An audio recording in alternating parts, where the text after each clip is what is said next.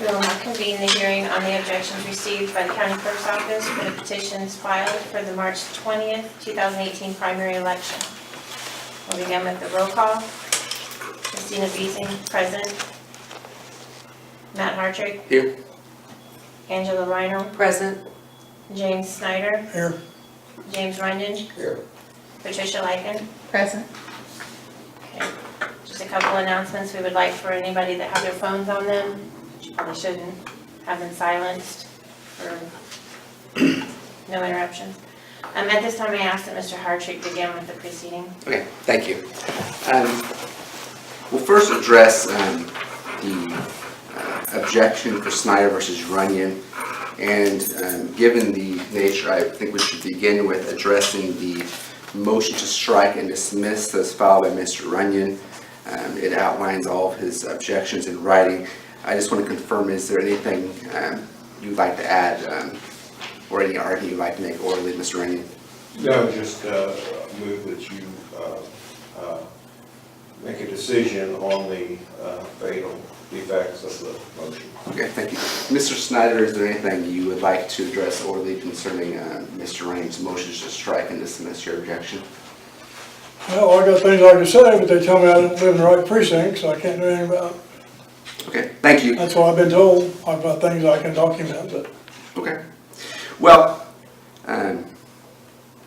hearing there's no further argument concerning the motion to strike and dismiss, and the electoral board having received and reviewed the motion to strike and dismiss, I'm of the opinion that the motion to strike and dismiss the objection filed against Mr. James Runyon should be dismissed, or excuse me, should be granted. The objection should be dismissed, and on the grounds that, number one, that the objector failed to include his complete home address in the face of the objection, and also that number two, that he failed to give an adequate prayer for relief, and as a result that the objection is not in compliance with section 10-8 of the Illinois Election Code.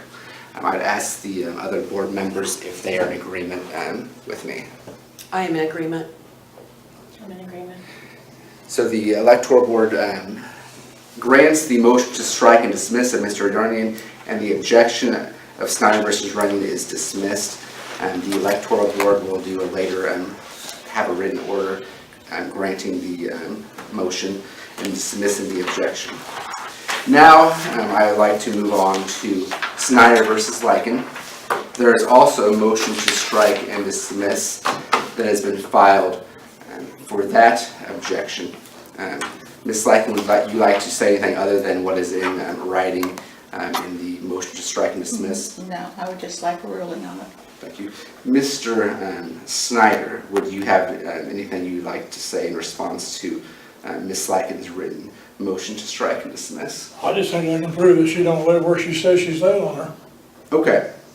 Well, I mean, I just asked a simple question to start with. okay. How they can vote in these districts and not be there. Well, at this point, we aren't getting into the substance of the objection. We're addressing whether or not the objection was properly filed in compliance with the election code, which is what it's addressed in the motion So to strike I and can dismiss. readdress it properly and resubmit it. I mean, I know it's too late, but I just went in there and asked a question, they gave me the papers, and I done what they told me and turned them in. Okay. I didn't know about all this stuff I had to do. Well, the electoral board has, do you have any further argument you wish to make? No. Okay. The electoral board has received the motion to strike and dismiss and has reviewed the motion. I'm of the opinion that the motion to strike and dismiss should be granted and the objection should be dismissed on the basis that the objector failed to state a proper prayer for relief as required by section 10-8 of the election code. I have copies that can be provided, including cases, but essentially the election code and the appellate courts have ruled that first, the objection cannot be amended after filed, and the electoral board does not have the authority to amend or make any changes to the objection to correct any mistakes, even if they are technical. Furthermore, section 10-8 of the electoral code does require that the objector state, it says specifically, the objector shall state what relief is requested of the electoral board. My reading of the objection is that there's no specific request for prayer for relief. There are questions asked. Potentially an inference could be made as to the request for prayer for relief, but one is not specifically stated. As a result, given also that the case law indicates that, the case law indicates that you cannot have a general objection to a candidate, that the right of the voters to have someone on a candidate is paramount, and that the burden of proving and contesting the nomination papers lies with the objector. The nomination papers are deemed valid absent an objection that is in conformity with the requirements of the election code, and the objector's petition must strictly comply with section 10-8 of the election code, otherwise it is invalid and subject to dismissal by the electoral board.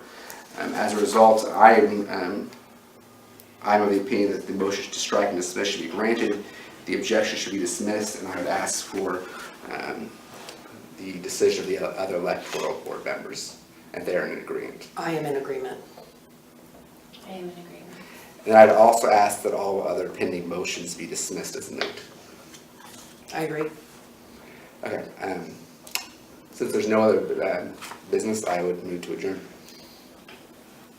I'll second the motion. Thank you.